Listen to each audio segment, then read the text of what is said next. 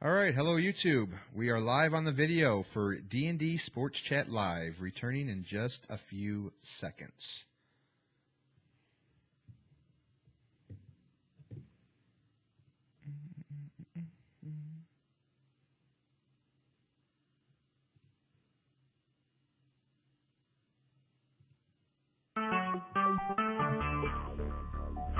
Talk shoes. Recorded live.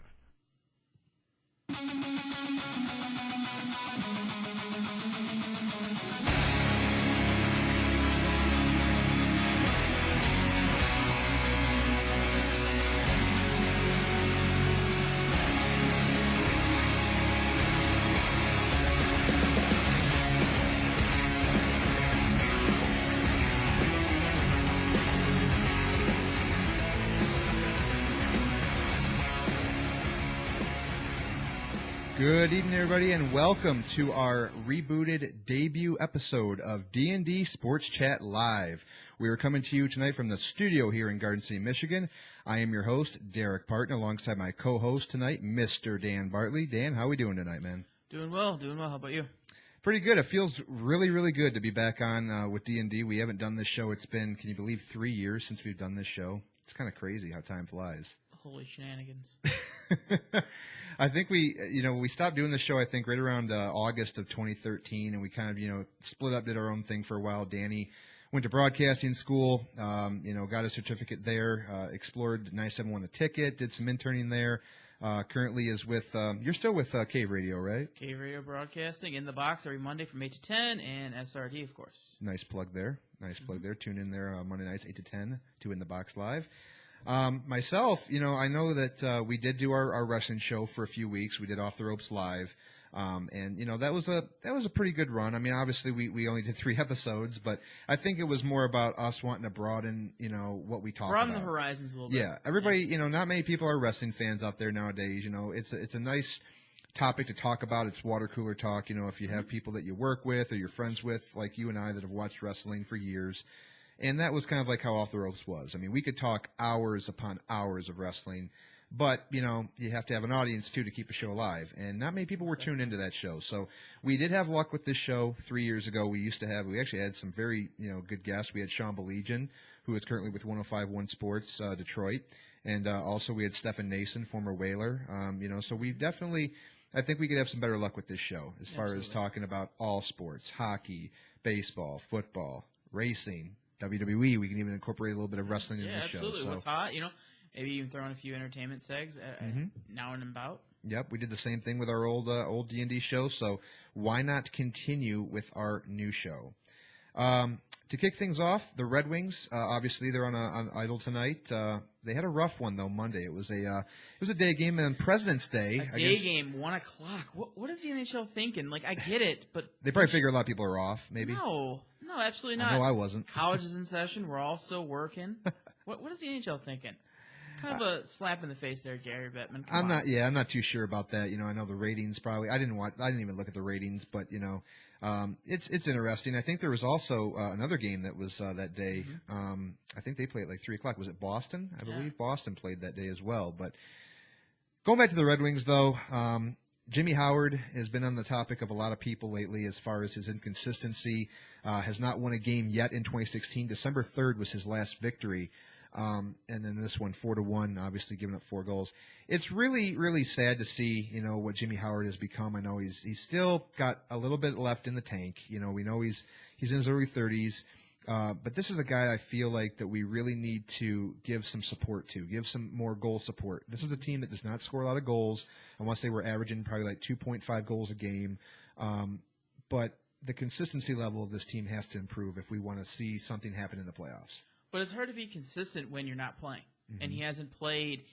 He'll go weeks on end without starting. And that's hard for a goalie to find his rhythm and kind of find his mojo, and things are not gelling properly when you're not getting between the pipes. You have a bad game, and if you're Jimmy Howard, you're saying, well, Peter Mrazek's going to start for probably a good 2 weeks straight. At least, unless there's a back-to-back, which then you're going to see some action. But to Jimmy Howard's, defense here, is he doesn't see a lot of action. So you can't put all blame on him. The rust is going to be there. Yes, he's a veteran guy, but Peter Mrazek has been sensational besides his start against the Boston Bruins, which was a slight hiccup, which the Wings came out okay on that end, I would say, against Boston. That was probably one of the worst games I've seen. Oh, yeah. If you like offense, though, you'll love that game. Old-time hockey. It felt like it yes. was like an NHL 94 video game. Yeah. Between two good goalies, too. Tuukka Rask and Peter Mrazek, Before having to pull him and put in Mr. Gustafsson. That was interesting to see. Yeah, the monster. I know Rask is taking kind of a little bit of a downward spiral in his career since he had his big couple seasons ago when he won a Vezina and he was, lights out, the stopper. Rask is still a very good goalie, in my opinion. Oh, absolutely.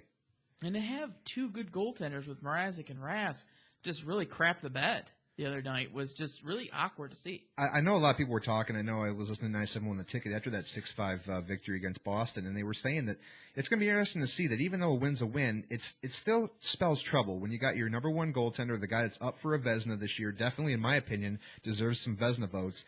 Peter Mrazek, this is going to be a true test for him because we pretty much know he's going to be starting tomorrow against the Penguins. This is where you can kind of see how well he bounces back from a game like that. It is really interesting because, like you said, the bounce back situation. This is the first time he's kind of faced a little bit of tested, the constructive criticism that you're putting on Peter Mrazek because he hasn't had that yet. Where you go, okay, well, he's facing some adversity now. Let's see how he bounces back against a team that's uprising. Sidney Crosby's finally risen from wherever he was in the beginning of the season. He's finally coming alive, and it's the Crosby that we all hate, but he's a very dominant player. And when Crosby gets going, he's going to light the lamp, and he seems to play well against Detroit. Remember, years back, he's beat the Wings for the Cup. Everybody remembers that.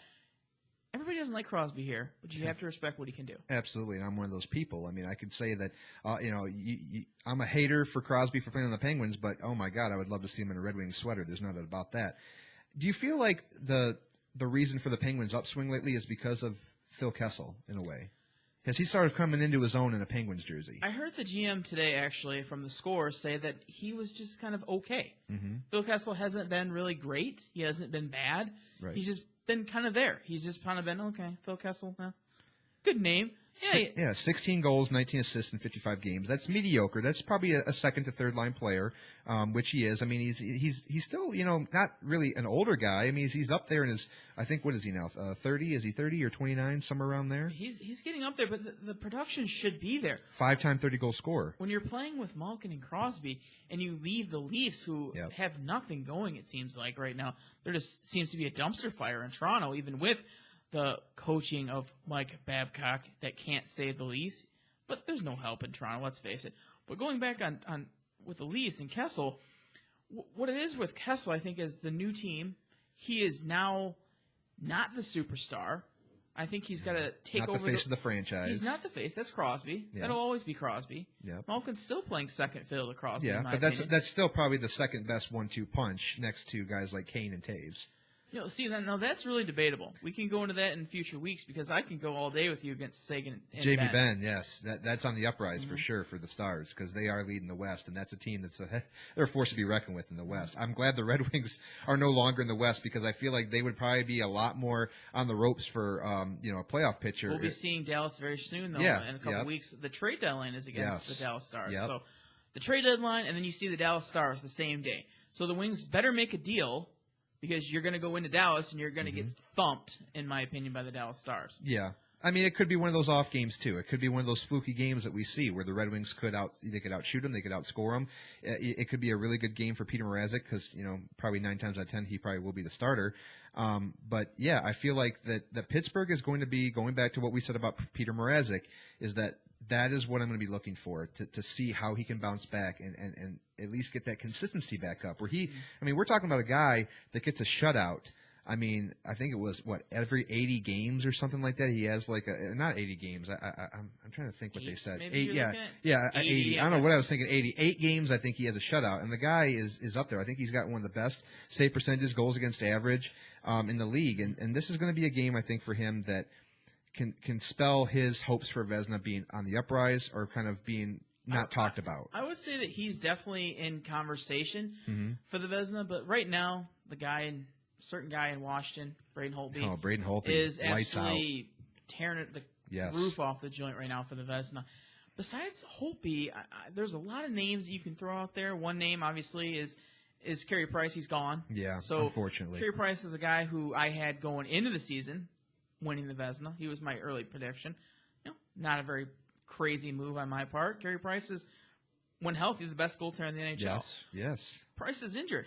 That opens the door for a whole lot of guys. Peter Mrazek could easily, if Peter Mrazek carries the Wings to a deep playoff run, goes on a run, gets a couple more shutouts, beats the Washington Capitals, beats the Dallas Stars, the Wings are going to face Chicago and Dallas before this is all said and done. Oh, yeah. And if Mrazek is able to stand on his head, come on to some of these juggernaut offensive teams that they're going to be going against, you can definitely give him the Vezina. No question about it. I mean, you figure, we still got a whole other second half left. Injuries are still a thing. The trade deadline, like you spoke of, is going to be a very key component. The Red Wings, I think I would probably say that they're lacking mostly on offense. They need something down the third and fourth line category. I know that, when you got a guy like Brad Richards, who is, he's a great playmaker, especially I think on the power play and even on the penalty kill. But I don't think he's contributing offensively like we thought he was going to be. He was hurt, early in the season. He's missed, a handful of games. But what do you think is the tool that the Red Wings would need to kind of secure that playoff spot and give them a deep playoff run?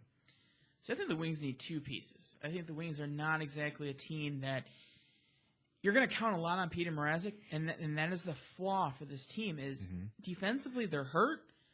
They're not very good defensively. That is a big time weakness, and it'll be under a microscope come playoff time how bad they really are. I think we're one of the top teams in the league that has given up multiple goal leads this season. Now in the new NHL, it happens a lot more frequently than it did years ago. No lead is safe in the new NHL. We've seen that happen. But the Red Wings have let it happen. They've let the lead slip away many times. I mean, we're talking late third period, 5-6 minutes to go in the game, 2-goal leads gone.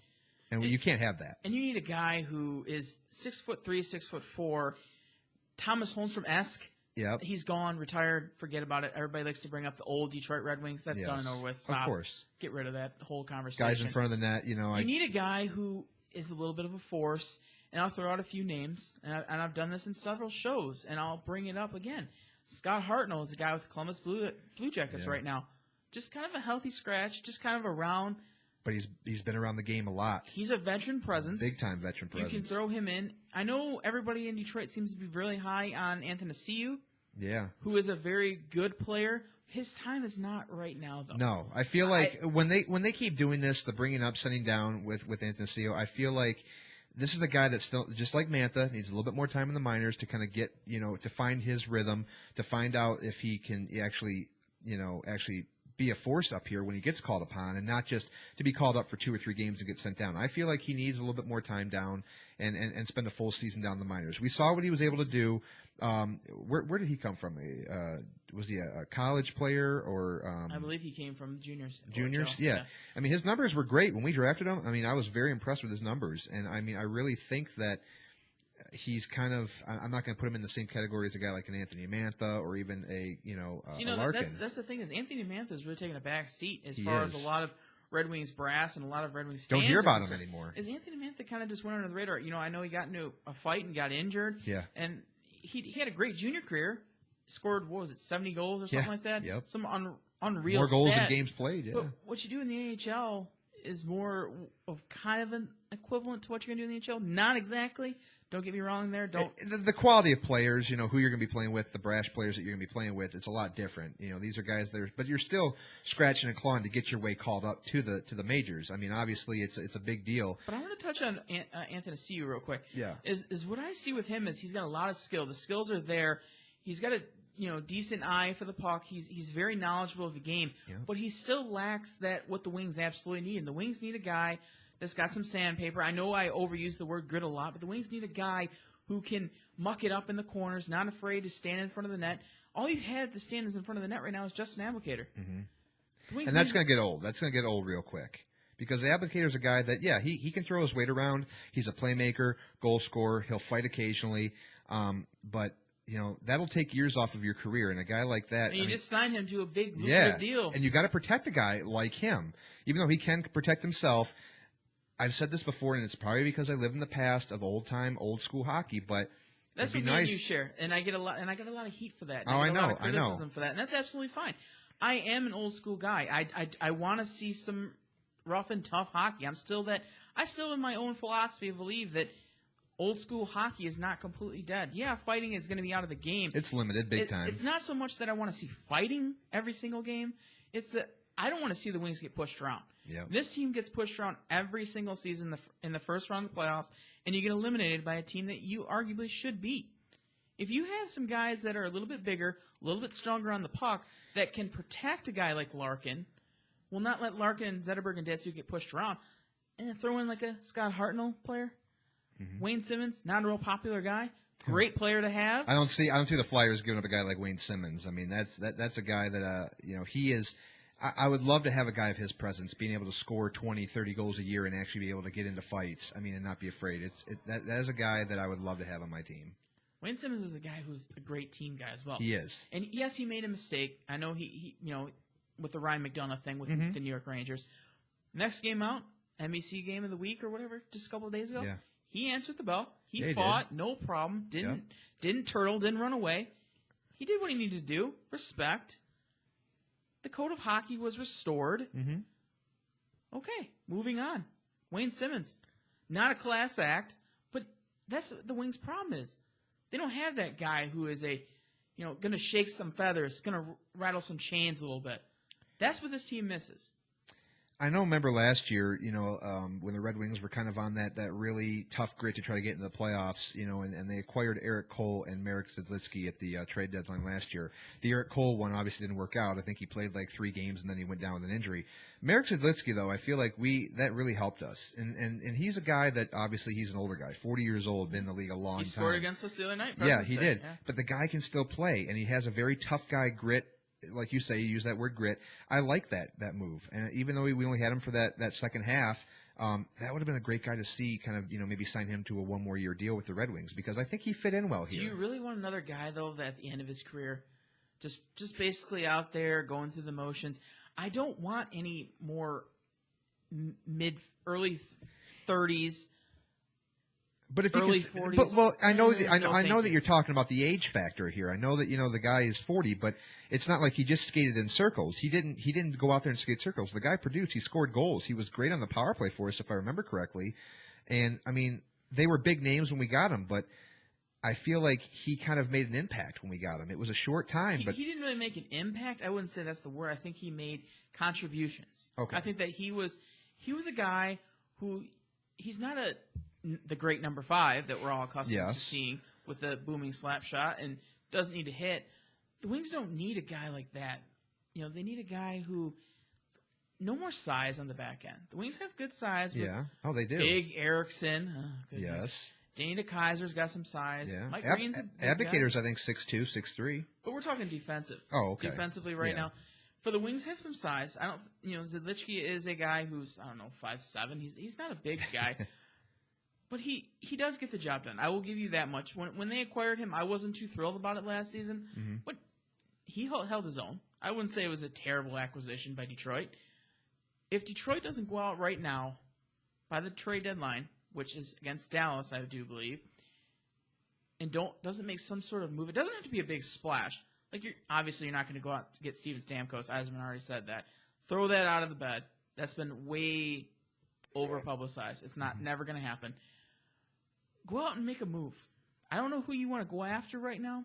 There's a lot of names out there, and I can throw out names all day. But will Detroit ever get them? Never. No, because it never plans out like that. You're never going to get who you want. Well, I really do think reading more about Scott Hartnell and knowing that he is known. I remember watching him play, known for his net presence. He could be kind of like a secondary Thomas Holmstrom in front of the net, and he is very good to torment goaltenders. And as far as being able to drop the gloves, he's a roughhouser. He can do that. Throw big hits around. His cap hit's only about $5 million. Detroit could probably structure a deal with Columbus. They could retain part of his salary. They could send a draft pick or a prospect to them as well. So, I mean, as far as the money is concerned, I think you can get him for a pretty good price. I'd go after him. And Columbus is not exactly competing for a playoff berth or anything. No, they're not. So Columbus is quickly fading, and they're not going to make the playoffs. They're all kinds of in shambles. They've been trying to rebuild this team for how many years now, and it's just not working out for them. Rick The results aren't there. Nash was there. Yep. Came and gone, went to New York. They built him, and look what he's doing with the Rangers. It's unfortunate that they can't seem to keep a quality talent. We actually have a caller? Let's see. We actually have guest 2 on the line. Who's this? Hey, it's Chris. What's up, Chris? Not much. I just had to call in because I've obviously been listening to your show, and I think one of you guys are talking about, how do you say his name? Zidlitsky. Yeah, which one of you were saying we don't need him? Something like that? I don't think that you need him right now. No, that's not what you said. You said, we didn't, need him, I guess, at all. Well, as far as the Wings organization goes, when they seem to let him go, I think that they were counting on when the acquisition of Mike Green came about.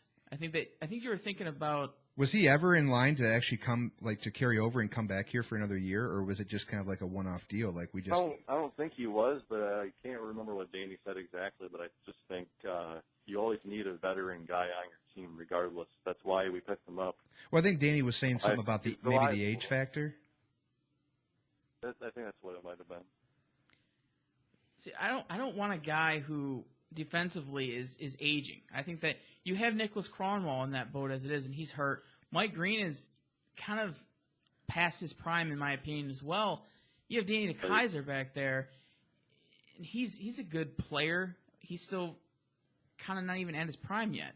So I want to kind of defensively the Wings. I wasn't really saying we don't need the guy on our team now. I guess it was just the principal idea of it, Okay. That's I guess the main point I was trying to call him about, because I don't think we need him on our team now because there's better people suited that can take his spot, like you said. Well, Chris, what are your thoughts though of acquiring a guy that traded like Scott Hartnell? No, thanks. What about defensively? I think this is the team's biggest problem. Would you want to go out? We need someone on defense pretty bad, someone that can stick up with Cromwell. I mean, if you look at the numbers, I think Brendan Smith has probably been our best defenseman. Yeah, unfortunately, that's a shocker. And Brendan Smith is nothing really to write home about either. That's a shame about it. Now, Chris, I'm going to ask you this. I'm going to throw out 2 names for you. Would you want to go out and get a guy like Kevin Shattenkirk from the Blues, or Jack Johnson, and bring him to Detroit? Of course, but you know how much it would take to acquire guys like that? You're probably going to have to deal away Mantha. Oh, boy. And at this point, if we can get a Shattenkirk kind of guy, I always deal with Mantha, to be honest, because we got people in our system that could easily take his spot in the first place. You know what I mean? Yeah, absolutely. I think Mantha's stock has kind of dropped a little bit. Yeah, and I think other teams could probably look at him and think they can fix him up or something. It's I think he might be built at a future date, and I kind of hope he is at some point. Mm-hmm. See, I've always been high on Mantha. I wanted both at the start of the season. I actually wrote a piece for SRD about who's a better fit for this year's Red Wings team, Larkin or Mantha, and I actually had both of them making roster. This roster, and I was wrong. I wanted both of them. I actually wanted Larkin, and I think I made a comment saying that Mantha wasn't ready, and I think I got some heat. I don't know if it was from Chris or from Steve, because I know Steve was high on both Larkin and Mantha, but I think I remember saying that, I still wasn't sold on Mantha, kind of like on the year that he had last year with the Griffins, and that he probably needed one more year. But I did say, though, that we probably would see him get called up at some point this year. But I also wasn't betting on what Larkin would do. Yeah, you did mention Mantha being you wanted him up the most. I think I was trying to persuade you on Larkin, but I don't think you knew much about him, at least. I mean, to be honest, I knew he attended Michigan and stuff like that, but I follow Winging It and Motown on Twitter. Yeah. And they were kind of hyping up Larkin a lot. And I looked up Larkin's numbers and started following him a little bit more. And when I just started gathering all the information, it was a no-brainer for making the team. Yeah, when I started reading more about his stats, and I actually was even watching some old video of him at Michigan, because I did see him, in many Michigan games play on TV, and even the GLI, and he was very talented.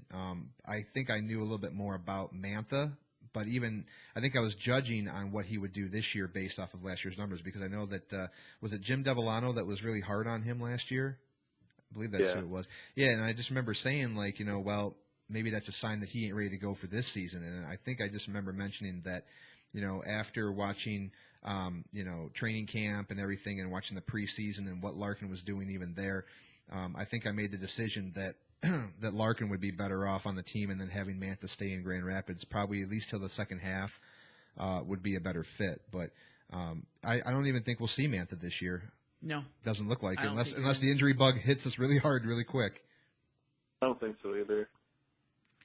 I don't think you see Mantha at all this year unless something crazy happens. Injuries, big time. And Mantha's not even the next guy up in line. I don't think that they would call him up. I think that you'd possibly call up a Tyler Bertuzzi or, goodness, the names down there. Maybe Ryan Daniel Sproul. Cleary.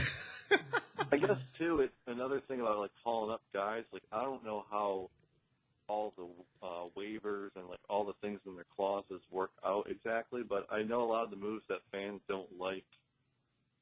A lot of things that we all probably don't understand completely. You know what I mean?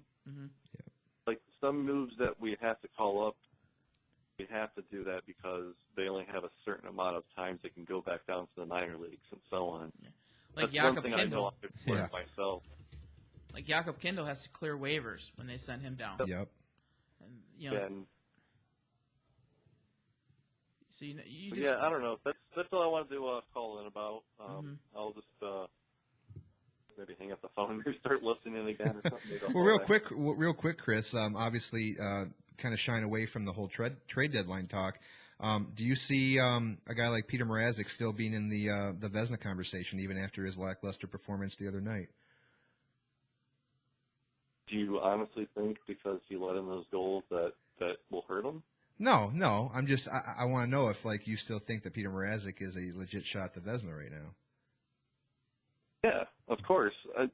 A lot of the guys that are still in the running for the Vezina, with 5 guys, the Wings just showed up a stat about it. They all kind of had bad numbers. Yeah, you're going to have a game or two where you're going to give up 4 or 5 goals. I mean, it's bound to happen. He's going to have more goalies, but if you still look at everything, he still leads the league, I believe, and everything. I don't know if he'll end up winning though, but it's going to be hard to take that throne from Holtby this year, I think. We got to get. We have another guest in the chat room that actually saying, guest 3 saying Mrazek's going to flop when it comes playoff time. Wonder who that could be. I don't know, man. This is going to be a true test for him, when it comes playoff time, and this is going to be his second go around, and I feel like that if we can pick up that important piece at trade deadline time, if it is a Scott Hartnell or even a defensive piece that can make our team a little bit better on the back end, we could be a tough team and we could go pretty deep, but time will tell, I guess. Mrazek. You got to count on Mrazek a lot. Yep. Can I ask you guys something? I know this is a sports chat. Yeah. And you guys been talking about hockey for a while, but do you guys follow basketball at all? Oh, yeah, the big Pistons trade? Yes. Yeah, because Tobias Harris is a pretty big name that we got because Andre Drummond's an unrestricted free agent at the end of the summer. Mm-hmm. I'm pretty sure we'll retain him, but Harris is a pretty big move. He's young. For him to still stay in our team is a big deal. I feel like that Tobias Harris, that deal was definitely big, and I think that Stan Van Gundy got his guy as far as going forward, making those big shots, and I think that, he's probably going to be blossoming as far as the youth is concerned and the age. Brandon Jennings, I just don't think was that fit. No. I really think that he hurt our team more than helped us. And I think that with Harris being eased into our lineup, I think it's actually Brandon Jennings was a huge force with the Pistons with his time here. It kind of sucks that we had to let him go, but it was a move that needed to happen. Yeah, it did. You got to give somebody. You have to get somebody. That's the way it goes, unfortunately. Yeah. Now, does this catapult, I'm no Pistons expert. I'll be the first one to admit it. Does this catapult this team into, a playoff run at any sorts?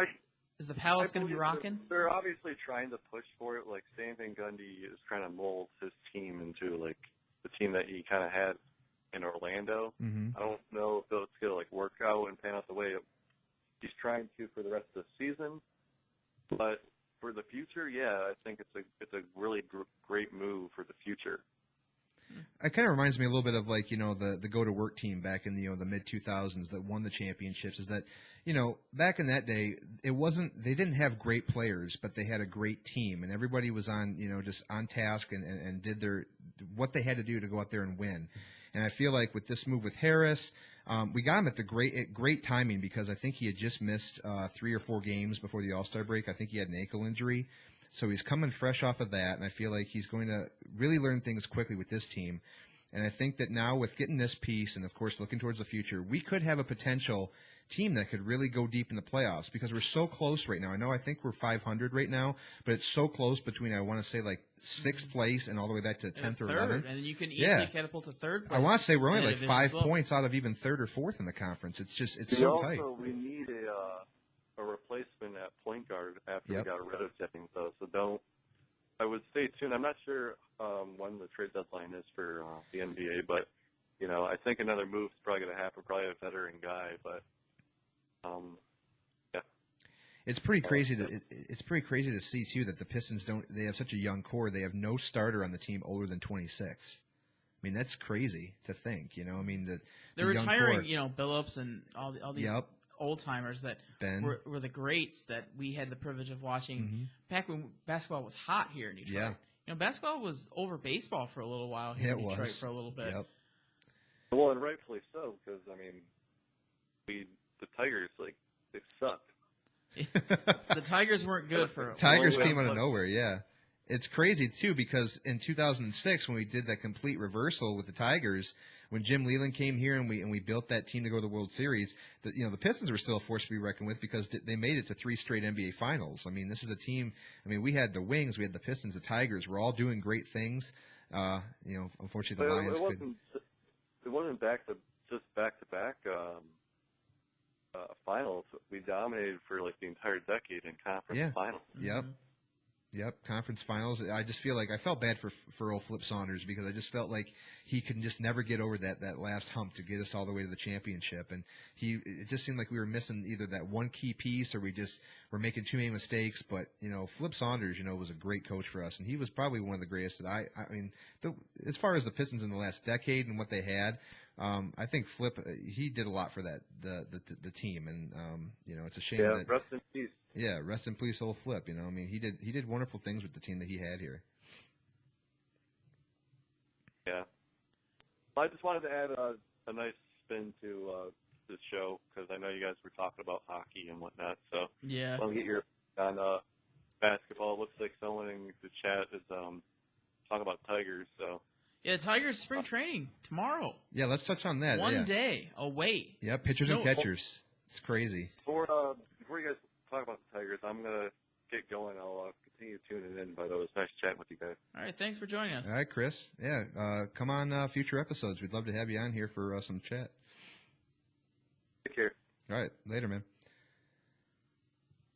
So, yeah, as far as, spring training is coming up rapidly, even though there is snow on the ground. It's supposed to be 50 degrees by Friday. It's going to feel like spring. It's going to feel like spring, and it definitely puts kind of like the baseball starts to run through your veins again. And the Tigers, a lot of question marks are yet to be answered as far as, the moves that we made. They look like good moves on paper. I think the most questionable move that we got was Mr. Mike Pelfrey at pitcher, who's going to be probably our 5th starting pitcher.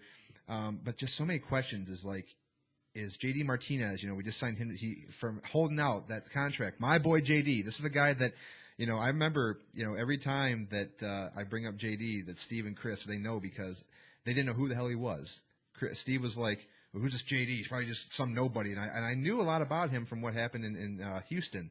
So when he came here and he started just popping off and just hitting home runs and just doing awesome things for us, it was a great acquisition. It was a great acquisition. Helped our outfield a lot. But I think a lot of things are going to rest on our pitching. Is Sanchez going to be – can we get him back to what he was doing in the 2013 season? Jordan Zimmerman, the new acquisition of Jordan Zimmerman, who's going to be playing. Could he be playing second fiddle to Justin Verlander? There's a problem with Jordan Zimmerman. Okay, the velocity's down. I'm concerned about the velocity from recent years. Then also, I'm a big NL to AL flopper guy. I look at that a lot, and this is, you can debate with me all you want, but I'm going to stick with my guns here because I say something, I believe in it. So I'm going to go ahead and say this much with Jordan Zimmerman. I am very concerned with him going from a NL team to an American League team with the DH. Yes, he doesn't have to bat. Yes, he can focus all his attention on pitching. But the lineups with that DH are a lot deeper. And I think a lot of debatable, again, the AL lineups are a little bit better. Yeah, you're always going to have that strong concern when you do an NL There's to no AL easy out. transition. Like most pitchers, besides if you're Madison Bumgarner Yes. or the fluky guys in the NL that hit the home runs. Yep. But you're looking at an easy out potentially, batting ninth in the American League. Whereas in the American League, there's no easy out unless you're seeing Don Kelly come up to the plate. But with that being said, Jordan Zimmerman is going to be your number 2 starter on this Tigers club this year. Yes. Can he win 20 games? No, he's not that guy. That is what you're going to hope for Justin Verlander. You're going to hope the emergence of Justin Verlander of last season is going to take over this year. And what I like this year is the experts aren't picking the Tigers. Yeah. The Tigers are going to finish towards the basement, a lot of experts are predicting. Of course. And this is what, and this you're is going what to I see that like after last year. Yeah. Is I like this. After in the shadows. After the Tigers were the bottom feeders of the AL Central last year, which is remarkable to say, and it pains me. It's very to shocking say it. and hurtful to say It's that. not going to happen this year. No. The Tigers are not going to be bottom feeders. I don't think the Tigers are going to be as good as what people are hoping they're going to be. But with Justin Upton in the lineup, yes, he's probably going to strike out a boatload It of improves times. our outfield for sure. We can at least say that. Yeah, you don't have Davis anymore to steal your bags, but Justin Upton has good speed. I wouldn't say great speed, but Don't forget about Mr. Cameron Maven.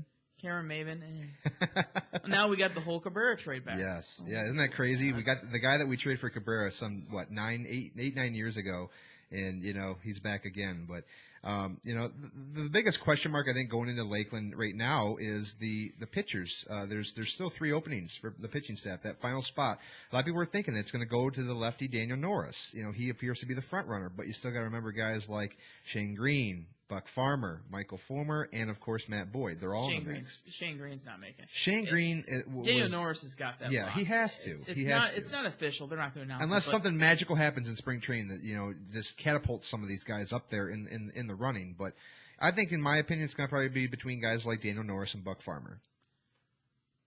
Buck Farmer. Old Buck Farmer. You don't know what these guys are going to be working on in the offseason. Fulmer's the guy who they acquired in the Cespedes deal for the Mets last season. Yep. And I like what I've seen out of him, and I've followed him and checked his book of statistics. Excuse me, and he's very dominant right now in his minor accolades. Yep. What you do in the majors is a different Yeah, story. he's never pitched above the AA level. I want to see him, but not this year. I don't want to see Fulmer unless there's an injury. A lot of people, I don't want to see Joel Zumaya again. He reminds me a little bit of Joel Zumaya. I don't know why. I don't believe he throws 103 miles an hour. No. But something just feels like Joel Zumaya all over again. And I don't want to feel like that. So I don't want to see him this season. I would like to see the Tigers stay healthy. Fulmer is in the Toledo Mudhens organization, which you can go see him in Toledo for $8 a ticket. Yeah, why not? I guess. This team stays healthy. This team can be very good. Are we talking above 90 wins? This team can win 88 games. 87, 88 games this year. You're not going to go over 90 I'm yet. not going to go over 90. We'll wait till we see where we are at the All-Star break. Justin Verlander is going to have to be the Justin Verlander of old. We're talking about 30. We're up to 32-year-old Justin Verlander. Justin Verlander, who we saw very promising numbers, very promising starts to close out the 2015 season.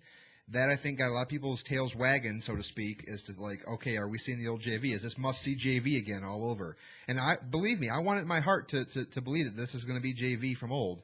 The velocity is definitely down. We're not going to see 100 mile an hour JV. No. We're going to see 93 to 95 miles an hour at best.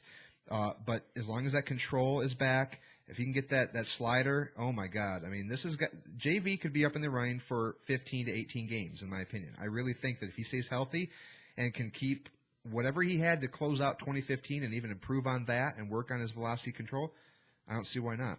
Yeah, I think Verlander is the guy that you got to really look at this team and you got to say, okay, he is your ace.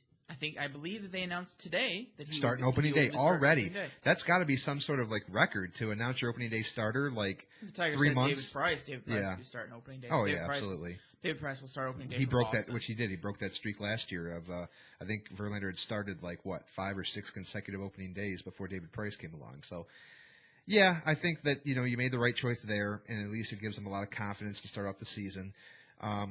Going down the line as far as the bullpen's concerned, a whole different bullpen this year for the Tigers. You got K-Rod. Much needed. Much needed. You got K-Rod. You got Mark Lowe. You got the Wilson duo of Justin and Alex. And, of course, Blaine Hardy. They're pretty much all locked to be in the bullpen. But then, of course, you got 2 spots that are still open. And I heard that Brad Ausmus is saying that Drew Verhagen will probably have one of those 2 spots, which leaves still 1 spot open. So what do you do with that? You have a spring training battle. You have to. It comes down to that. The guy that has the best spring training, the most dominant, looks the most impressive, has good velocity, pitches are moving, has good control, you give him the spot. Tigers as a whole, the starting lineup is pretty much set. It is. The rotation's pretty much set. Yep. As much as I don't want to see Mike Pelfrey in the starting rotation. I got to agree with Steve in the chat room too. I mean, what a garbage contract! 8 years for a guy like Mike Pelfrey, who's probably, like I told you before the show started, is not going to probably win you more than 10 games. He'll probably lose more than he wins. I don't know. I don't want to seem too negative on the Mike Pelfrey deal, but we definitely overpaid for him. We overpaid. And I make jokes about this all the time, but I'm actually being dead serious on this one. Yeah. I would have rather had Bartolo Colon, yeah, than Mike Pelfrey. Yeah. You probably would have got a more bang for your buck with that deal. I mean, Bartolo Colon is what, like 38, 39 years old. But but look what he did with the Mets. Yeah, he turned it on. It is kind of a joke, and I'm kind of being sarcastic to an extent. But if I were to take the 2 and be serious, I would probably rather take Bartolo Colon just because he's still able to get it done. The guy looks like he smells like poop. I've said this so much. I can't be serious about Bartolo Colon. Every time I see that guy on the mound, I think, God, he smells really bad. What about this? Oh my God, yes, I know. For those of you that are going to watch the video later, you'll see what Danny just did and what I reacted to. But yeah, the guy's a beast, but he does look like he smells like shit. The guy eats his chimichangas. He definitely does, yeah, and I don't want to know what the after smell is of that. But yeah, Bartolo Colon. Don't see him being on the Tigers anytime soon. Unfortunately, not. As much as I'm a big Bartolo Colon fan, but we're going to live with Mike Pelfrey, and we overpaid for Mike Pelfrey. As sad as that is to say, $8 million for a guy that you're going to have lucky to win 10 games. But I'm going to stay optimistic, and I'm going to not be a negative Nancy here and try to bring down the Tigers supporters and just say the Tigers will be a decent team. Yep. They're not going to be a bottom feeder, as I said earlier on. Kansas City's still going to win the division. I don't know why I'm going to go with Kansas City. I can't honestly tell you because they're that team that they're just like a bunch of piranhas. Like I believe a certain manager by the name of Ozzie Guillen called them the Punto and the Piranhas or something like that many years ago.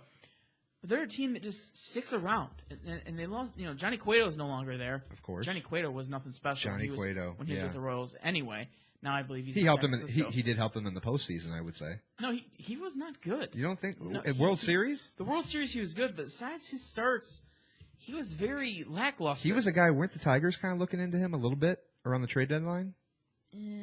No. Tigers were sellers. Yeah, it's true. You trade Cespedes, you trade Price. You're not going to go and get Cueto. That makes no. I have to disagree with you as far as the outcome of this season. I think it's going to be the Chicago White Sox. I think they're going to be surprising. I think that. Okay, tell me why. I want to know this why. Okay, Todd Frazier. Yes, great, cool. I would take Todd Frazier over Nick Castellanos in a heartbeat. Get it, got it, good. Jose Abreu. Okay, good. First baseman. Okay, wouldn't take him over Cabrera, but I'd still take him. The rotation: Chris Sale and Jose Quintana. But who you got after that? Who's there? Come on. Besides styling gel for my hair that you just styling gel. But who is that guy for the Chicago White Sox that Chris Sale and Jose Quintana? Yes, very good starters. Chris Sale will likely be in the running for a Cy Young this year if he stays healthy.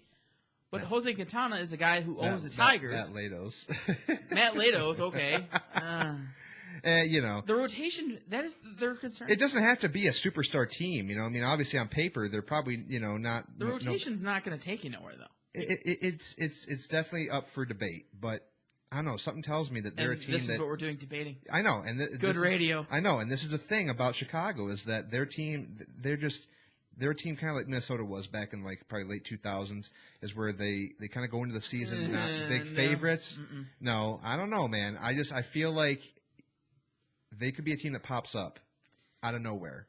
Minnesota had Johan Santana, Kyle Loesch, Francisco Liriano, so on and so forth. They had a lot deeper rotation.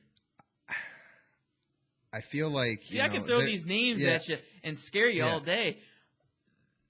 Johan Santana, great in his day, best changeup in baseball, in my opinion. I can throw his changeup, just not as good. But that being said, the White Sox have a good one too. Decent lineup. I know you're excited to see Alex Avila with the Chicago White Sox. Oh God.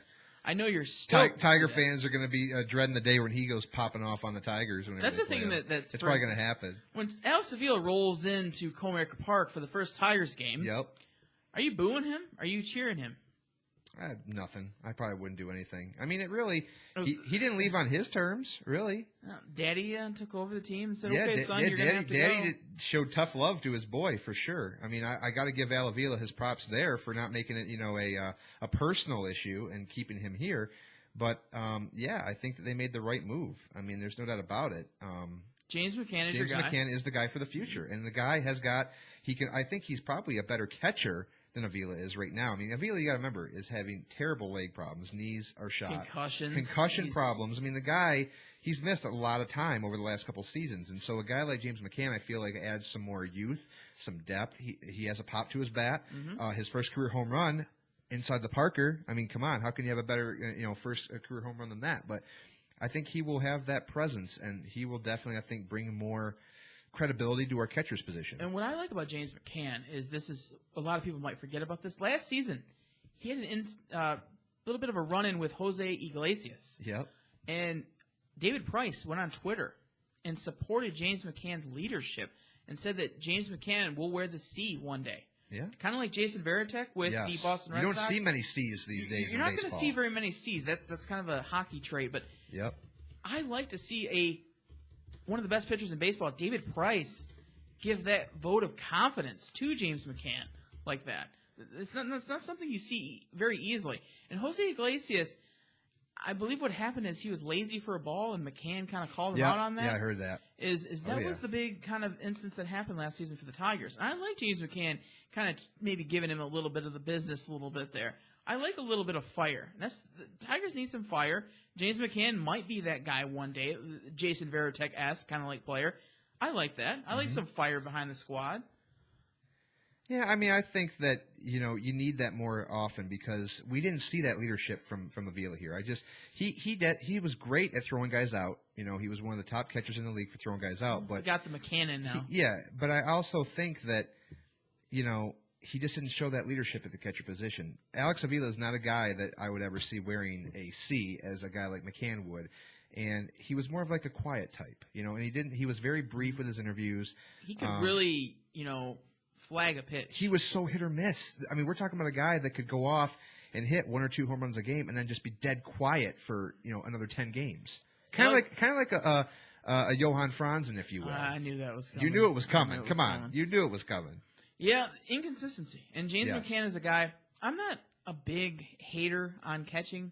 If you can catch, more power to you, and you can put up a little bit of production numbers, I don't want you hitting 200. That's unacceptable. Mm-hmm. Alex Avila's unacceptable numbers for the Tigers, in my opinion.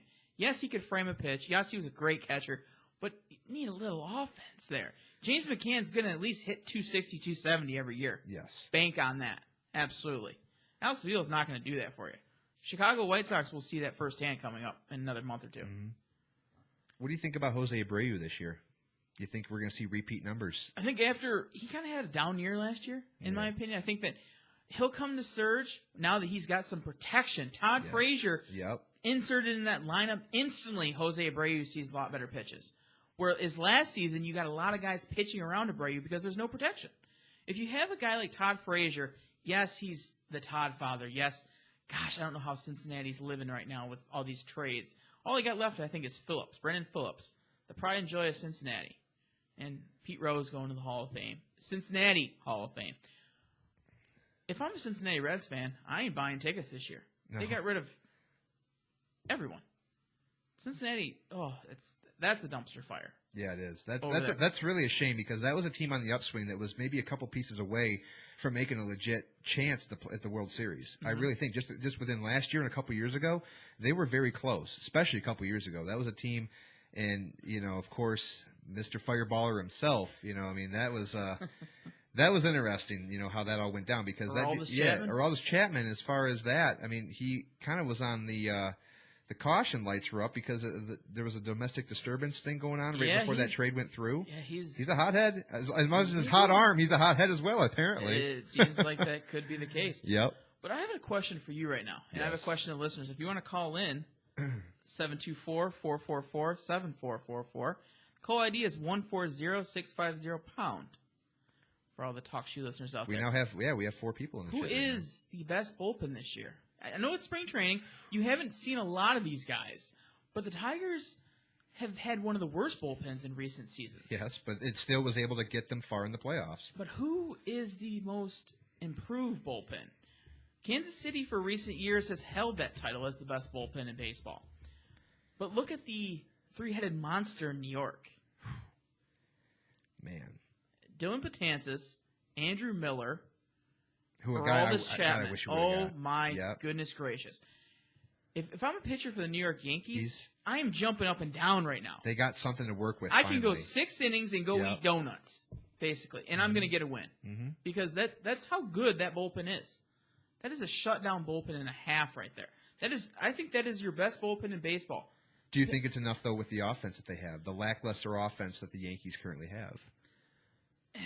How much run support? That's another question. Is like, okay, for one thing, you had to give up something else because you have the dynamite bullpen, but that offense, I don't feel that they made enough moves to really be a contender.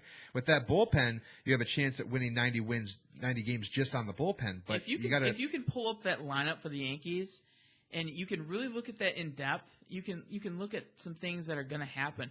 The Yankees seem to always have these ageless wonder players. Past their prime, overpaid, Alex Rodriguez-esque players. But the Yankees' bullpen is so good that if a pitcher can go 6 innings, giving up 3 or 4, the bullpen's going to be shut down. The offense is still going to get you a few runs. And the Yankees, they've never been shy to go out and spend at the deadline. So they could go and acquire someone. Just like that. I'm going to name off the projected lineups for the Yankees right now. This is projected as far as going into spring training. Leading off, you got Jacoby Ellsbury. Okay. Still there, obviously his age, but he's still got something. Brett Gardner. So you got speed right at the top. Yep, you got speed. Alex Rodriguez, who is, again, he was starting to show some pop, obviously, last year. Mark Teixeira. And if he can ever stay healthy. Carlos Beltran. Ever stay healthy, but okay. Brian McCann, catcher. Okay. Health concerns all throughout the Yankees lineup. Chase Headley. Starlin Castro. Okay. Good acquisition. And Didi Gregorius. Okay, up and coming. That lineup is loaded with speed and has a little bit of power, and it's injury prone to the max. So that's the biggest question mark. Is obviously Derek Jeter is gone. Yes. So Didi Gregorius is going to have to be filling in that void. So the captain has been gone now. Yep. So you got to move on. The Yankees will never forget that, of course. I'm sure the Yankees fans still are wearing the number 2. Oh, hell yeah, they all will. Over town. Yep. Alex Rodriguez has kind of got to come and have another big season. Yep, we're talking 30-plus home runs. Alex Rodriguez has to have another big season. Carlos Beltran has to stay healthy and produce. But you can't. This is a team who this is really crazy. Is that a team who did not hit not one person 300 last year on their lineup? The best overall hitter on their team was Jacoby Ellsbury hitting 270. I mean, that is just real cause for concern. This is a team that some guys strike out more than others. Brett Gardner is a strikeout machine. Chase Headley is a strikeout machine. So you're really going to have to, worry about guys like that because you got one at the top of your lineup and one at the bottom. And they can burn, though, And too. they can. Quick. But they got great speed, though, of course. Gardner and Ellsbury are guys that can steal 20 to 25 bags a year. Gardner can steal more than that. Even more than that. So, yeah, absolutely. So you got it's a mediocre offense. Nobody hit 30 home runs last year for this team, but guys like Rodriguez and Teixeira are guys that can do that. Beltran could even surprise. And even, I think one of the most offensive catchers in the league, Brian McCann, is a guy that also could do that. So we'll see what happens as far as the offense is concerned. We got Mr. Iwinski on the call. What's up, Steve? What's up, guys? All right, it's been Howdy, a while. how's it going? It's been a minute, man. Welcome back to D&D. Yeah. No, I just was calling. I was going to piggyback what you guys are saying. Yeah, I love the Yankees bullpen for sure, but as far as their starting pitching goes, I don't think they're that great. But like Danny said, you can go like 5 innings and have that bullpen come in and just shut them down. So Go have a cup I of agree tea with for the you rest of guys. the game. Yeah, I like that analogy. What did you say, Danny? Go have a donut. Hey, go have a donut or a cup of tea or something like that. Yeah, because you are pretty much guaranteed a win there. The projected Right. rotation as far as the starting pitching is concerned, I mean, I feel like really CC Sabathia is a guy that, is... CC Sabathia is a drunk. He's a drunk, and why he's even projected to make this rotation is crazy. I really don't know how much more he has left in the tank, but a guy that I'm really going to be watching, guys like Michael Pineda, who's gonna, hopefully stays healthy this year. Masahiro Tanaka, who's going to be probably their opening day starter. That's another cause for concern, but they do not have probably the best rotation as far as, starters 1 through 5 on this team. All right, so I'm going to throw this out there. Now we got a caller, Steve. Okay, this is a crazy thing, but I'm going to propose this because I've done a lot of reading and a lot of research. Mike Trout. Okay, the Angels are wasting away arguably the best player in baseball. The Angels are going nowhere. Nope. The team is downsizing. The team is spending money on Josh Hamilton, who is not even with them anymore. They're a team that's just not there. Why not waste Mike Trout's career? Why not be, the best player in baseball but never win anything? Why not trade him to the Yankees? Oh, boy. Why not rebuild? He's going to play for him at one point of his career. I'm saying Mike Trout ends his career with the Yankees right now on this show. He's going to end Mike his career Trout with the will be a Yankees. Yankee, and he I will wouldn't be doubt it. I mean, Derek Jeter-esque, yes. the new captain, the face He of just the New won't York spend his Yankees. entire career there, but I can see him No, spending the no. remainder. I think Mike Trout's staying where he's at. Ooh, Steve. I'll let you take that one. I will tell you this much. Watch Bryce Harper. He's going to be a Yankee. He's jacked up. Mark my words. You can mark that on the calendar, dude. Doesn't he want about Because- $500 million? Oh, he wants Then to be who the has that to offer? The Yankees. The No Yankee, one but the Yankees. But the exactly. Yankees, So- yeah, they'll cut off their arms to get Bryce Harper, and that's a guy that Yeah. I can definitely see him. I like that comment, Steve, because he's a guy that I can see probably over, a guy like Trout retiring with the Yankees. That's a very good point. Yeah, The absolutely. Yankees want to have all the best hitters in baseball. They can't have all of them. There's a handful of them that are out there, which is why I'm surprised Albert Pujols has never played for the Yankees or hasn't wanted to be traded Mark to the Teixeira. Yankees. Or Mark Teixeira, he was that person that went. But yeah, I mean Bryce Harper, To this be is honest, the guy. thanks for that one, Steve, because that is Yes, the name that opens has up your eyes. really opened up my eyes and changed my perspective a lot. Is that Bryce Harper is going to want roughly $500 million to play, and he's going to be that greed ball that's not going to Yep. budge on his offer. So I think that you're going to see him in the Yankees uniform in a year or two, because obviously Carlos Beltran's going to retire or Right. dwindle off into the sunset. A-Rod's going to be gone, so there's going to be that money. A-Rod's going to be coming off the books. Teixeira's coming off the books. So you might have Ellsbury still there. Ellsbury's kind of young. Yeah. But the Yankees are a very old team as a whole. Yep. Average age, I want to say their average age is 31 on the So you team. go and get Bryce Harper and you sell seats. Put Not some the butts, Yan- not the put Yan- butts in the The seats. Yankees are not struggling to sell at Yankee No. Stadium by any question. But the Yankees might. And imagine in that short porch. It's like a Little League field. Oh, man. He's going to probably hit 50 home runs over 50, there. 55 home runs a Now, year. if I'm Bryce Harper, I'm right now on the phone with the Yankees and saying, okay, when do you want me? I'm ready to He sign. should be saying, "Hey, I got a hell of a chance here to break Barry Bonds' record. If you just give me 10 seasons in Yankee Stadium, if I could just hit 50 to 55 home runs a year, I'm going to be busting that home run record. I mean, why not? He would love to play there more permanently. Thanks to Steve for that I one. like 'cause that. That's actually a great idea. Yeah, Steve, And why don't you really, come up more often? and really in-depthly looking at him as a Yankee, he could really smash some records, some home run records at the Yankee Stadium, the Little League ballpark that it is. The new Yankee Stadium, we should say. Yeah, new Yankee Stadium. Yeah, I mean, because that's just the guy I see. I mean, I don't see Trout. I see him staying with the Yankees for the Angels forever. You know, I don't think he's ever going to leave there, and the Angels won't let him leave.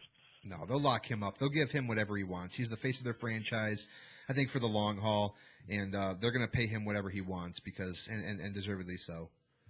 Mm-hmm. Yeah. Hey, can we let's transition back to the Tigers a little bit because I had a question I wanted to ask you guys. So the Tigers are in this kind of weird stage right now. They could be good or they couldn't be good. It just depends on the health of a lot of guys, and if Victor Martinez is good, I get all that, but. So if they do well or if they do bad, is this Ausmus last year, or what do you guys think? I think Ausmus has to be on the hot seat right off the bat. I think if the Tigers start the regular season 3-6, 3-7. 3-7, man, that's really that's not even a lot of games. If the Tigers, I'm really going to be snapping my fingers at Ausmus this year. Boy.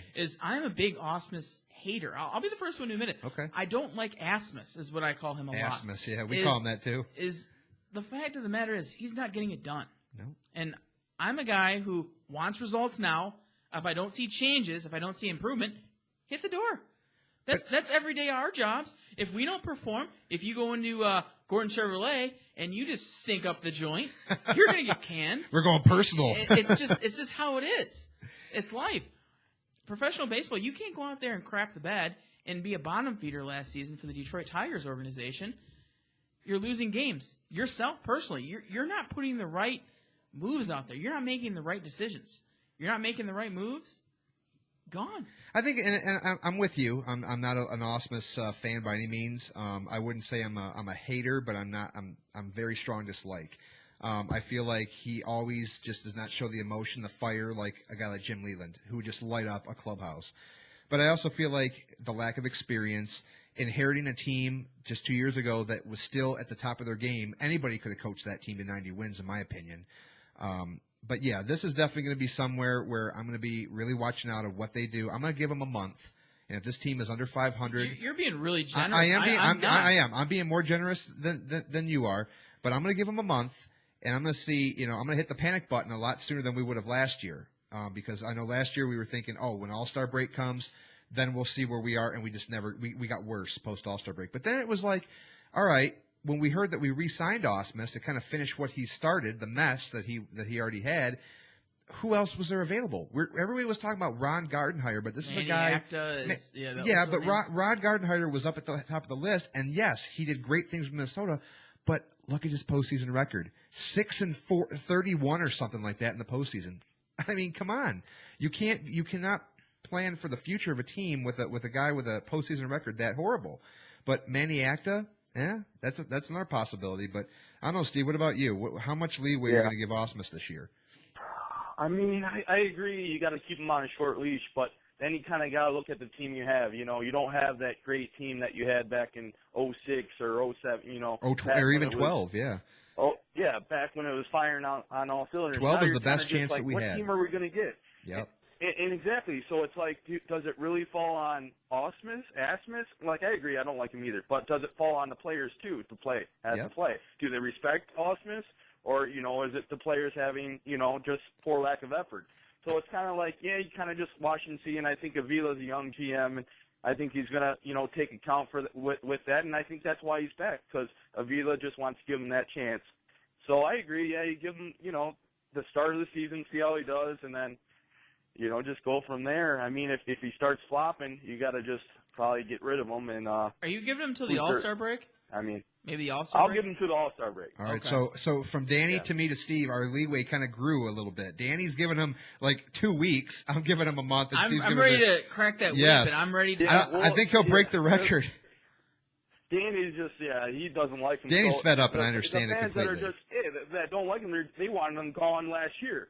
So it's like you got to kind of give a guy that second chance, because the Tiger team last year, it fell apart. It wasn't all Ausmus's fault. It was players, injuries, players not being healthy. Yep. It just was a number of factors. And I think the only reason why I'm going to give Ausmus a little bit more leeway is because, okay, this is round 3. You're 500 right now as a Tigers manager. You know, you led this.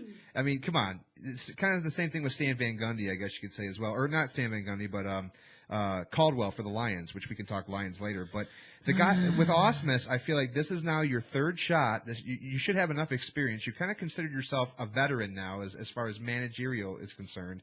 This is your chance to kind of prove, like, okay, last year was a fluke, if you want to say that. It's tough to say that when you lose close to 100 games, but you know, I feel like this is a team that can win close to 90 games, not be like quite back where they were 2 years ago when they made the playoffs, but they can be a team, like Danny said, that could win 87, 88 games, somewhere around there. And Steve, what I like this year, and I want to get your take on this too, is all the experts are picking this team to be towards the bottom of the AL bottom Central. feeders. And I like that. I like the Tigers can be like that Out dark of that horse. shadow, yeah. No one's expecting the Tigers to be good, and when they have arguably one of the best lineups, it's hard. It's still there. I noticed, it's still there. I noticed a lot of everywhere, like ESPN, Yahoo, you know, whatever, MLB Network. They have the Tigers as kind of like, you know, not contending, not in the bottom of the barrel, you know, because they haven't been on that radar. And the finish up with Ausmus, yeah, I agree. There's not a lot of other options. It's like you got to stick with them for now and then figure out, you know, who you can get interim-wise. But, yeah, but the Tigers, yeah, they're not portrayed as great favorites this year. So, yeah, I like that. You know, fuck them. I say, you know, you want to dog us, you know, whatever. I like it. I like coming in with controversy. I like not being the first place, underdog in the shadow. Because you know what those teams do? Those teams fucking flop. Yeah, they do. And I guess you could say the KC Royals from a couple years ago are perfect examples. They were slated, if I remember correctly in the stats, they were slated to finish dead last in the AL Central. Last. And they went to the World Series. I'm not talking last year, 2 years ago. And now they're back-to-back World Teams ride on Series. that momentum. They ride up. They post it in their locker rooms. Like, look at what they projected us. That's what they work off. That's what motivates them. Mm-hmm. There is way more pressure going into a season as the favorite. Coming off now, they're going to experience it this year. The Royals, who are now trying to become, I think, only the second team since the Yankees to make it to 3 straight World Series. It's more than likely not going to happen, but they're coming in now with all of this pressure of riding momentum of going to 2 straight World Series, coming off a World Series championship, and that's, I think, going to hurt them. It's going to come back and hurt them. Danny thinks that they're still going to win the Central. I feel like they're going to finish second. They're not winning the World Series. They're not going to win the World Series. There's just no doubt in my mind. I really don't think they are.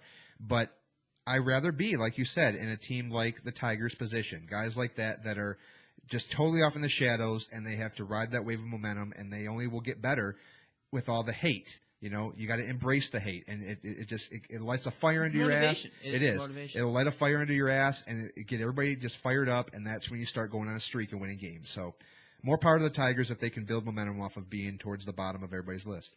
Yeah, I agree. Yeah, and to kind of end my call here, I think they're going to get like 87 wins or whatever. I don't know if they'll win the Central, but they have a chance to make the playoffs, and if they make the playoffs, they might do something. But, yeah, I don't see the World Series. I think they're a team that can develop into a World Series team if they got a few more pieces, maybe a better manager. But, yeah, we won't get into that. But, yeah, as far as my last question, I'll end it on here. Who is your, guys' player to, look out for? Like, who's going to be that guy that's going to have a rebound year, looking good, going to be that guy that's going to be the watch? For me, I got to go with Anibal Sanchez. I feel like if Anibal Sanchez can get back to where he was just 2 or 3 years ago, 2013 more specifically, I feel like then you can start taking our rotation more serious. And I think that they will feed off of his performances, and I feel like it'll just make our team overall better. I feel like last year was injury prone for Sanchez, and it was just, I think, a fluky year for him. I feel like he's much better than that. And I think if we can see Anibal return to his 14-15 win season, I think that we'll be a lot better off. And I'll go with Justin Verlander. I think that he seems to like the not being in the. I think he made comments today about he doesn't like being in the basement, but Justin Verlander getting a little bit of a swag and cockiness to him is what's best for the Detroit Tigers baseball. I think Justin Verlander a little bit heated going into spring training is good. Obviously, his life is great. Dating Kate Upton, going to all-star games all over town, getting paid as much as he gets paid? Life's good if you're Justin Verlander. But Justin Verlander going into a season angry and has something to Look prove out. and has something to prove is dangerous. And that's what I'm liking. I also like the fact that now that him and Kate Upton, it's not fresh anymore. They've been together now for 2 or 3 years, so now it's kind of it should be in his back pocket. Yeah, he's doing Kate Upton. We get it. It's been put out in the public. So I think that distraction should be completely out of his mind, and he should just go out there and pitch. Be Musty JV again. It's not that hard. It's not that hard for us to say. For Justin Verlander, I should say. You know, he's got everything going for him. He does. I agree. I mean, so you guys both said starting pitching. So, I mean, I take that as if those guys do well, if these starting pitchers start to come together, start, meshing, doing well, getting innings in, having that good five-star rotation, Daniel Norris coming in the fold, those guys start firing all cylinders, we can make a run. But I'm going to take off now, and I'll let you guys finish up the show. But, yeah, that's all I got to say. All right, Steve, thanks for calling in. We definitely look forward to having you on next week. Those are some great points. Yeah, he threw a lot of good things out there and good question marks, and this team is riddled with questions. Yep. There's so many questions that it's scary to be optimistic, but you also see what they acquired. The bullpen's gotten a lot better. I like the addition of Francisco Rodriguez. Yep. We got a legitimate closer. He's not nothing like he was, say 5-6 years ago. He's not, but the numbers are solid. Yeah, they still speak for themselves. And I worry about age. I think a lot of people, the question mark with K-Rod is his age. He's definitely up there in age now. But, I mean, it doesn't matter. I mean, I'm not saying that he is, Mariano. He's not Mariano Rivera by any means, but he's a guy that can still get you, 35, 40 saves a season and only blow a handful. So that's what we need. And we need that motivation. We need that ninth inning guy. And, I know last year a lot of us were thinking, that Joaquin Soria, when I thought that we had that in him to be our closer, and it just didn't work out. We got rid of him, and he was a guy that would you have liked to have held on to Joaquin Soria this year? No, absolutely not. No? For the money that he wanted. That is the key. And for what he can do. Yep.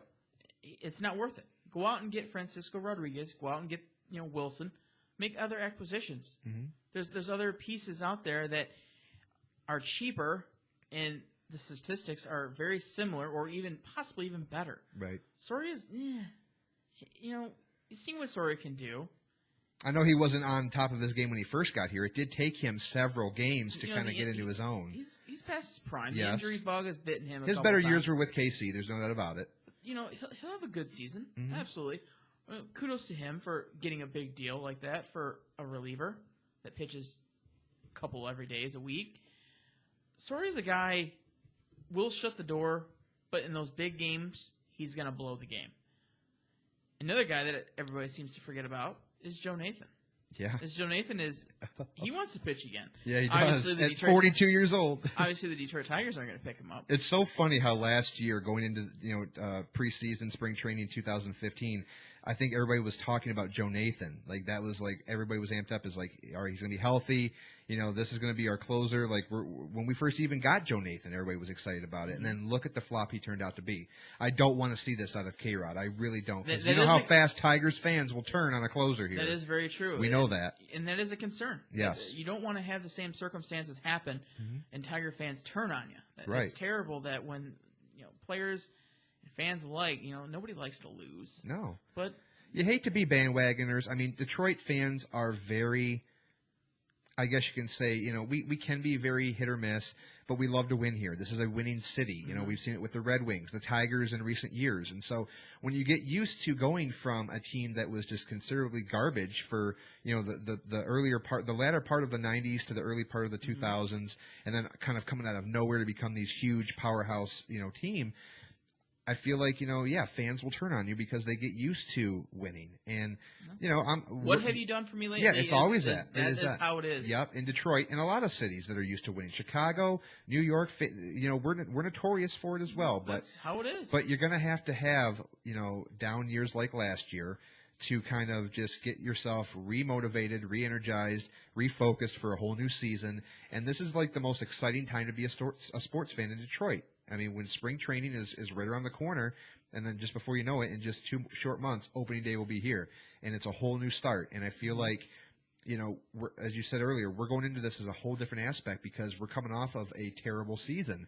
Now, many Tigers fans might not remember, but 2008 was a very bad year too. Mm-hmm. We went 72 and like 91 that year, and we came back strong. The several years after that. So, trust me, the Tigers are not dead in the water. They're on the uprise. I feel like the only thing that I'm concerned about is injuries and age because the team is not getting any younger. Especially Victor, Miguel Cabrera. Yeah. Not many people are talking about Miguel Cabrera and if his numbers will suffer, but I'm one of those people that have slight concern for old Miggy. I mean, he is my favorite Tiger, no doubt about it. But he's a lot of people. He is a hero here in Detroit. Absolutely. But I feel like his numbers that have spoken for themselves over this past 8-9 years he's been in Detroit have made him a legend, and I feel like Tiger fans alike will not throw him under the bus as they will a pitcher. No, it's not going to happen. If Miguel Cabrera were to play a full season and only hit you 15 home runs, 70 RBIs, but bat you 300, fans are going to be freaked out more about what's wrong with Miggy. They're not going to be they're not going to hate Miggy for it, but they are going to be concerned. And I'm not saying that that's what we're going to see from Miguel Cabrera this year, but yeah, the age is definitely going to be a question mark on how this team performs. And this is another thing is, like I said, Mike Trout's best years, you don't want to waste away. You don't want to waste away Miguel Cabrera's best years. Could Mike Trout be a potential Megatron? No. Whereas no injuries. He's not going to. No, I'm not talking about that. I'm talking about one of the best players to ever play the game and not win a championship. Yes. I can definitely attest to that. Yeah. But let's segue and kind of get ready to close the show. I got last two things. Yes. Quick Daytona 500. You're a big race fan. Yep. I'm not so much. By the way, that is this Sunday on I almost said ABC. It's actually going to be on Fox, 1 p.m. Who's your winner? It's a big race. We're not going to talk NASCAR every week, but it's the Daytona 500. Jeff Gordon's retired. This is like the best topic for me because I know pretty much everything there is about NASCAR. But the thing about you got to remember about Daytona is that you got 40 cars this year. A lot of rules package changes this year. We're not having 43 cars as we've had the last 20 years. We're only having 40. They have a whole new charter system this year where 36 drivers are guaranteed a spot, whereas you have 4 guys that still get to race their way in. But still, a restrictor plate track like Daytona where everybody is bunched up in groups, 200 miles an hour, pack racing, anybody can win. It's so hard to predict. You're either going to lose a lot of money betting on the Daytona 500 winner or you're going to win a lot of money because it's a crapshoot. It's literally just anybody. But if I were to go with this year's Daytona 500 winner, Joey Logano won it last year. I am going to go with Kevin Harvick.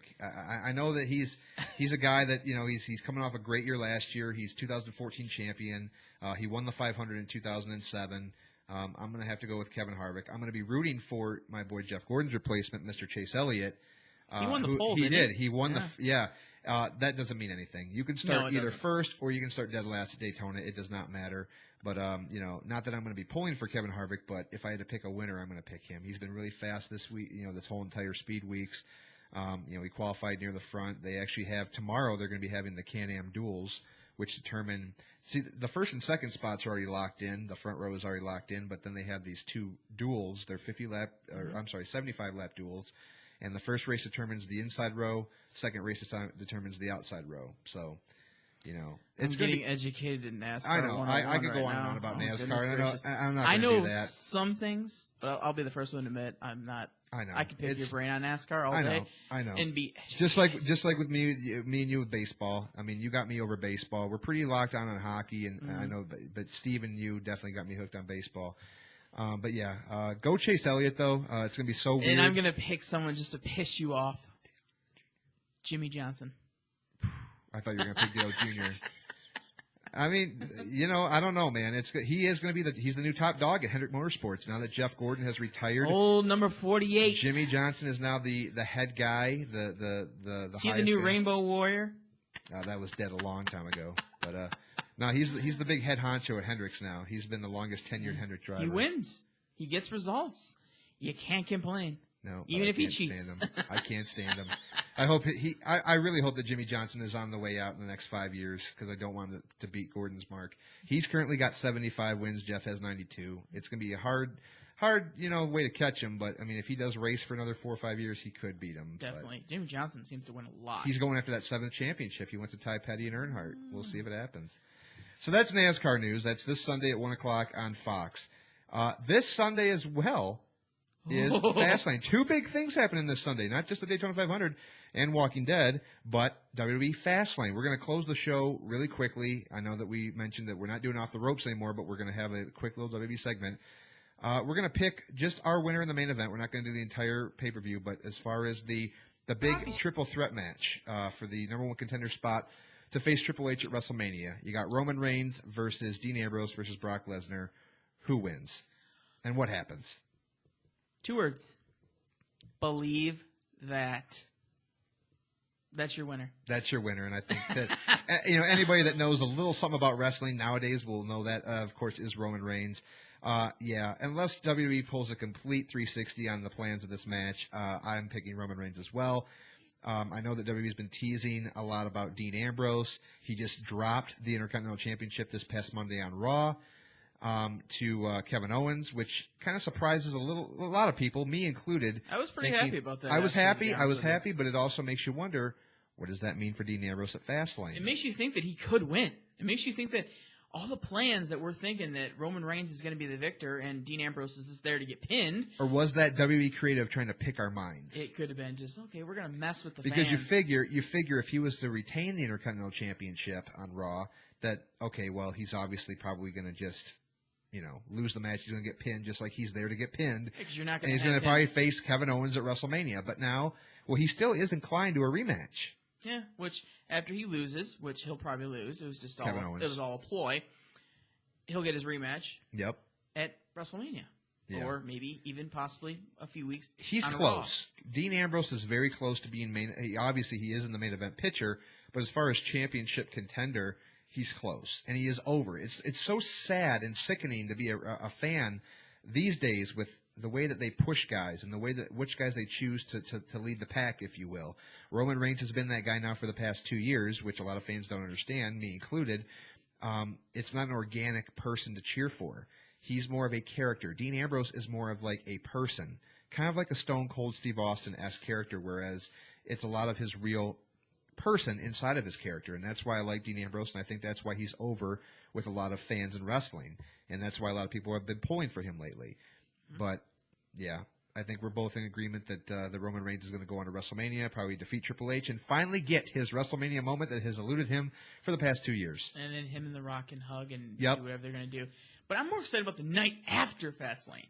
The night after Fastlane, which is this Monday night. Yes, Dan and I will be at Raw at Joe Louis Arena. It's our first Raw together in a long time. I think it was been about 3 or 4 years.